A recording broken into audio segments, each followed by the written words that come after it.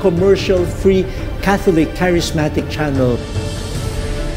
He's strengthening the faith of so many people. To promote the gift of church teaching, dedicated for the new evangelization. God's blessings on your work. May God bless and prosper you.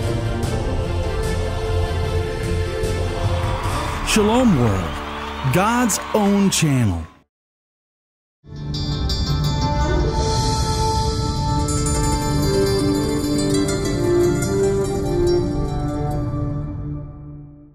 Welcome to the Luminous program. I am a cradle Catholic, but for the early part of my life, I never go to Eucharistic adoration. I only start when I was already in the mid-40s of my age. That was late. It only started in 1996 when I made a Lent commitment. And that beginning changed my entire faith and my life. There's so many changes that I never knew before. I learned the intimate relationship with Jesus truly present in the Eucharist. And I learned it from a lot of saints because I didn't know how to do adoration initially, so I learned from a lot of saints. One of them is Saint Faustina. She taught me not just Eucharistic adoration, but also how to receive Jesus in the Eucharist. It changed my whole experience of the experience in Mass, and which I'm going to share with you now. I started Eucharistic adoration in 1996 as a resolution in the season of Lent to start doing that. And after about 7 years, I read the diary of St. Faustina, which I read before, and it was what Jesus told her. Many people, Jesus told St. Faustina, as well as many other saints, that many people, when they receive Eucharist, they made Jesus very sad. It hurt Jesus as much as if Jesus is going through the Passion again. In the past, when I read about that, my reaction was, well, that must be somebody else, not me. I go to church every Sunday. It shouldn't be me. So I just didn't pay attention to it. But after that 7 years of the adoration, I already had a closer relationship with Jesus. Jesus is my everything. He's so dear to me. And when Jesus said he's sad, I want to find out why. My hands are full of all kinds of graces, which I want to give to the souls. But souls do not even pay attention to me. They leave me to myself and busy themselves with other things. Oh, how sad I am. That souls do not recognize love. When Jesus said, how sad I am, I want to understand why. I want to understand who made him sad. So I was praying before the Blessed Sacrament. I meditate for a long time, keep asking Jesus, why are you sad when people receive the Eucharist? At that time, the following story came to my mind. The story is that I had a very good friend from childhood. We went to the same school together, we played together, so our very good friend, buddy friends. We are buddies. And as we grew up, I moved to a different city and my friend moved to a different city and we have our own life. So we don't see each other as often. But we are still very good friends, so we still keep in contact with each other. Except that we are living in different cities, so we don't meet each other. And one day, my buddy friend, fly to my town and came to visit me. So he rang the bell, came to my door and rang the bell. And I'm so happy when I open the door and see my friend. It's my buddy friend come to see me. But then I realized that I had a lot of things to do on that day. So I tell my friend, I'm so glad that you have come to visit me. So come into my house and sit down. But for 3 minutes, I need you to leave my property. I am too busy. Surely that will hurt my buddy friend. And at that time, I realized this is what I had been doing each time when I received the Eucharist. After receiving Eucharist, I would kneel down briefly, pray for some prayer intentions, petitions. But it doesn't take 1 or 2 couple of minutes to finish all the petitions and maybe say another word of thanks. That could be 1 minute, 2 minutes, but never more than 3 minutes. And after 3 minutes, I would sit down and maybe the choir will sing and maybe the mass will end, and then I will leave the church, and then I will completely forget I had just received Jesus. I will forget that for the rest of the day and even for the rest of the week that I received Eucharist. So each time I received Jesus, I gave him no more than 3 minutes. I had been doing that all for my past life. But when I meditate on the work of the work Jesus said to St. Faustina, and when this story came to my mind, I suddenly realized that this is what I have been doing to Jesus for all my life in the past. And when Jesus is saying, souls do not even pay any attention to me, they busy themselves with other things, oh, how sad I am. That souls do not recognize love. At that time, I realized that Jesus is talking about me. It is I who have been hurting him. So this is the first time I understood. And when I understood this, at that time, I made a very small promise to Jesus. The small promise is that I told Jesus, I know that I had never given you more than 3 minutes when you come to me in the past. And I had made you sad. But from now on, and for the rest of my life, each time I receive Eucharist, I am not going to make you sad again. This is only a small promise that I gave to Jesus. And I pray to the Blessed Mother to give me strength so that I can keep my promise to the rest of my life. How? I read about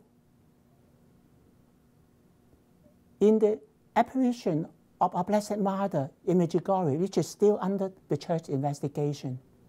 The Blessed Mother suggests that we should kneel at least 10 minutes after receiving Eucharist. I do not understand at all why I should kneel for 10 minutes. I read that before, and I never understand. So I usually put it aside. But at that moment, I realized that I had only given Jesus for 3 minutes in the past. And since Mother says that, and other places in the church also says that Jesus, when we receive Jesus, he's with us for at least 10, 15 more minutes. So I try to do it anyway, without understanding why. And as time goes on, that 3 minutes becomes so sweet. But it took time. Initially, after receiving Eucharist, the Mass will soon end. So I kneel down for maybe 3 or 5 minutes, and then the Mass will end. So I will stay in the church after the Mass instead of rushing out. For the rest of the 10 minutes, if that was only 3 minutes, I would stay 7 more minutes in front of the Blessed Sacrament. And spend that time. After a few times, 1 time, 2 times, a few times, I must confess that I began to feel difficult. I felt difficult because I feel embarrassed because if most people have left the church already. They were going out to leave the church. And by staying there, I feel so embarrassed. If it were me, I would have quit. However, I remember that I had made a promise to Jesus that I'm not going to hurt him again. So I continue to stay. And after a while, I realized that there was really nobody laughing at me. It was basically the enemy who tried to stop me from doing that. And I was fooled by that. So I just closed my eye to talk to Jesus. After 2 or 3 minutes, all the petitions have finished. And when there are no more petitions to ask, it is the time to talk to Jesus heart to heart. It is time to speak the intimate word with Jesus in that time. And that time, that 10 minutes becomes so sweet. So sweet that I would often cry in that 10 minutes. It was only after that experience. Sometimes after 10 minutes, I prefer not to leave. But I had to because the next Mass is going to start soon. And there are other people waiting for me. So I had to. So it is like telling my friend, I'm sorry, I cannot stay, but sit for 10 minutes first. However, tell me where you are, which hotel you're staying. When I finish my work, I will go to visit you. I realized that is why the church asks us to an hour of adoration every week. I learned that only from experience. And I have to check whether the church really teaches it. I learned it from experience that Eucharistic adoration is the continuation of the experience of receiving Eucharist. So I read about what the church says. Pope Benedict XVI says that Eucharistic adoration is simply the natural consequence of the Eucharistic celebration. The act of adoration outside the Mass prolongs and intensifies all that takes place during the liturgical celebration. Only in adoration can a profound and genuine reception mature. That was, of course, a little theoretical. But after I've learned it by experience, I understood that why. When I ask people for adoration, many people would tell me, my church is already busy with so many other activities. How am I going to add adoration to it? Yet, in our Catholic Church, the Mass is the most important sacrifice, important prayer. Everything else, above everything else. And Eucharistic adoration, only in adoration can a profound and genuine reception mature. St. John Paul II also says that our communion worship at Mass must go together with our personal worship of Jesus in Eucharistic adoration, in order that our love may be complete. That is why adoration is so important. I continue to learn. Jesus told Faustina that so many people make him sad when they receive Eucharist. But you, Faustina, Jesus was talking to St. Faustina, when you received the Eucharist, you gave me love and comfort. I had made a commitment. I made a small promise to Jesus that I will not hurt him again. So I have to learn how to give Jesus the love and comfort. So naturally, I want to learn from St. Faustina. I learned from her not in the sense that she will appear to me and give me a teaching or in a dream, but in the sense that I read more often her diary. Today, I prepare for the coming of the King. In her diary, oh my heart, are you aware of who is coming to you today? Oh, if he were a king, but he is the King of kings, the Lord of lords. When I meditate on this prayer, what appears strange to me is that was the question of who was she talking to? She's saying, oh, my heart, are you aware of who is coming to you today? So who is she talking to? She was talking to herself, oh, my heart. Why does she have to talk to herself? That's because we receive Eucharist every Sunday. It is so easy, so it becomes so ordinary, so trivial, and be taken for granted. So we do not even take it serious. It becomes so ordinary, so that receiving Eucharist is just like a piece of cake. It is so easy to receive Eucharist every Sunday, so it becomes so ordinary, so trivial, that we'll often take it for granted, as if receiving Eucharist is a piece of cake. It is so easy to receive Eucharist, so it's like a piece of cake. And it is so trivial that when we receive Eucharist, it is as if we are just taking a piece of cake. So even St. Faustina had to tell herself, oh, my heart, are you aware of who is coming to you today? In order that I will never receive Eucharist like a piece of cake. I memorize these words, and I memorize them. I say to myself each time before I receive Eucharist, if he were just a king, he is the King of Kings, the Lord of Lords. And then I continue in her diary, but I hear him approaching. This is like when I'm taking the line, when we're taking the line to receive Eucharist. I go out to meet him and invite him. When he entered the dwelling of my heart, it is filled with such reverence that it fainted with fear, falling at his feet. I'm not suggesting you that you would immediately fall on the feet. This is the time you line up in the Eucharist. If you do, the church would probably be in a chaos. But my heart can fall down. So after receiving the Eucharist, I come to my kneeler and kneel down. And I tell my soul to prostrate down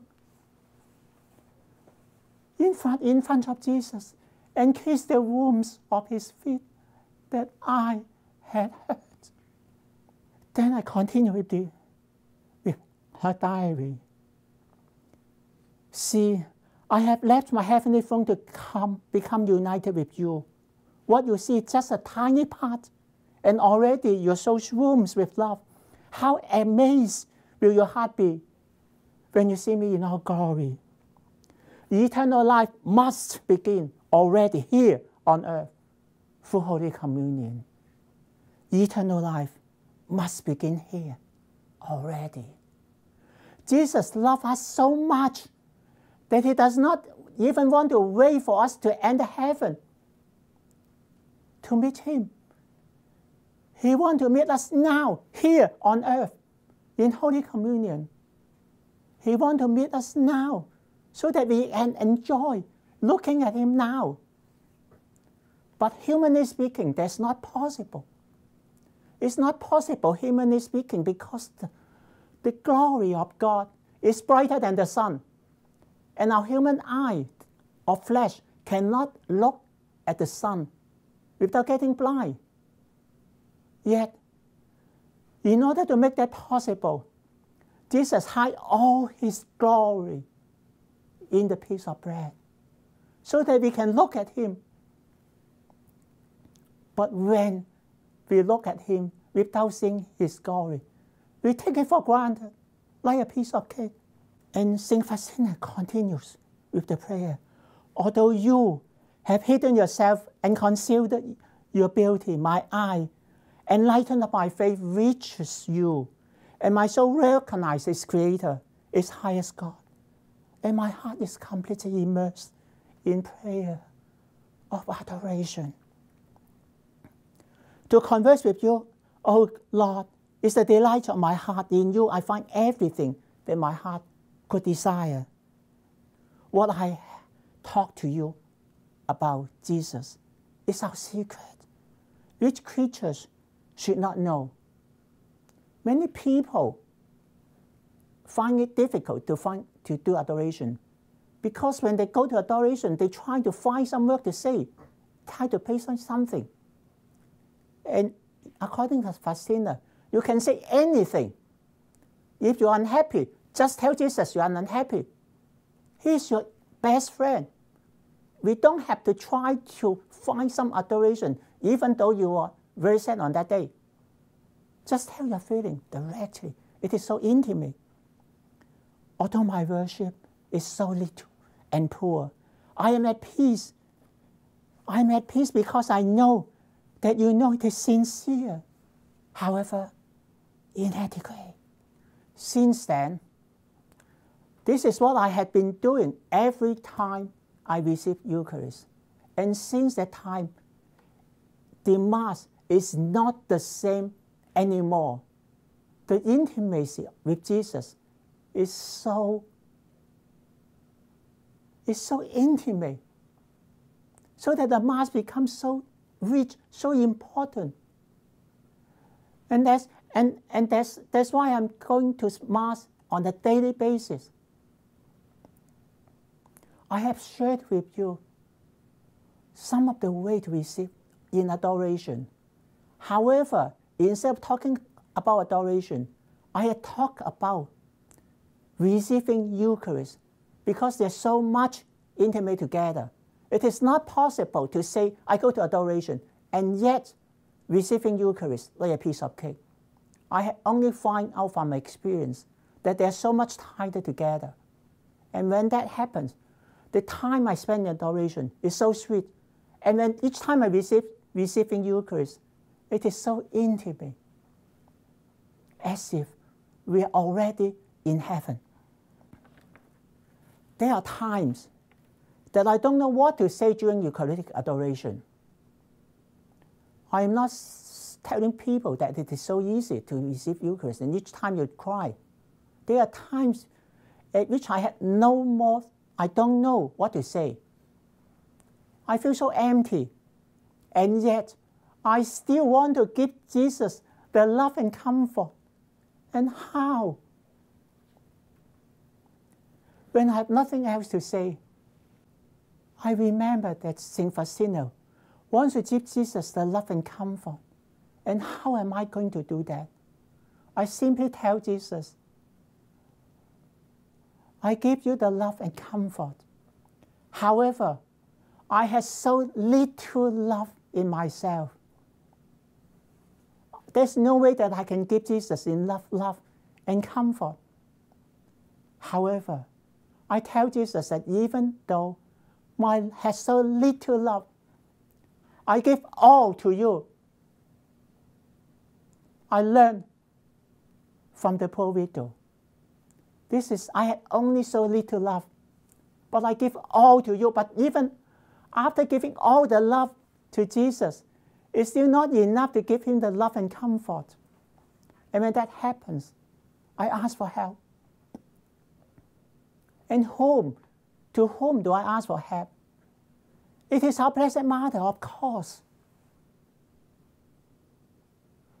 And when I don't have enough love to give Jesus, I had to borrow. Even though I have to borrow, I had to give him enough. And from whom do I borrow? From my Blessed Mother. And what am I going to borrow? Her Immaculate Heart. I'm totally unworthy to borrow the Immaculate Heart of the Blessed Mother.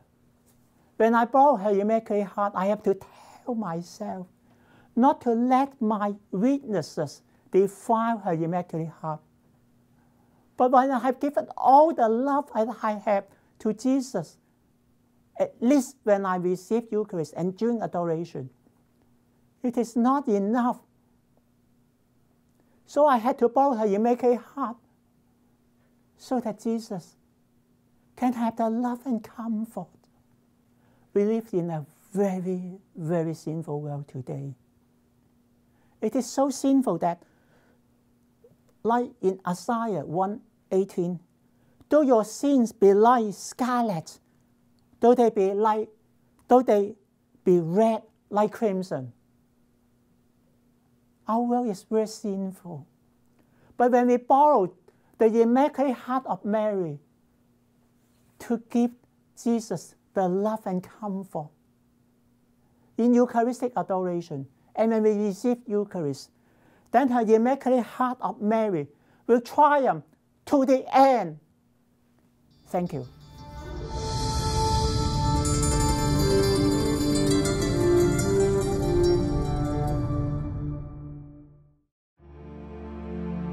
Teach everything he commanded them to teach. New ways to communicate God's Word. Present positive images to our people. This message of truth and salvation. Culture of encounter. Gospel of Christ worldwide.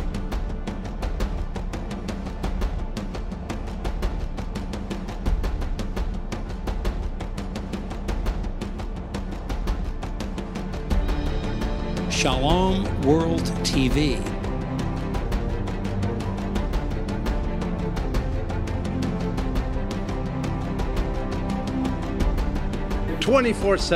Faith-filled, Dynamic, virtue-building, Commercial-free, family-friendly, Catholic charismatic channel to the whole world. Promote the gift of church teaching. Dedicated for the new evangelization. Mentor the young into a deeper embrace of the Catholic faith. wonderful contributions to the church. People of prayer.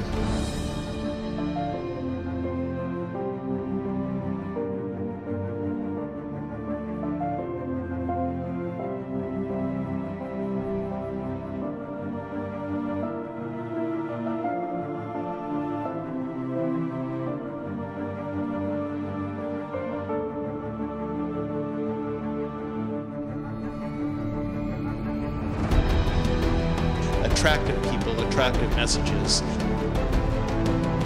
Peace of Christ. Promote the values of life. This is media at its very best.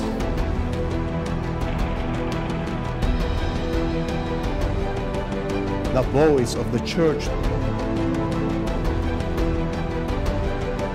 With great love. Taking this to the next step. Shalom World TV. Shalom. Shalom. Shalom. Shalom. Shalom. Shalom. Shalom. Shalom. Shalom. Shalom. Shalom. Shalom. Shalom. Shalom. Shalom. Shalom. Shalom World, God's own channel.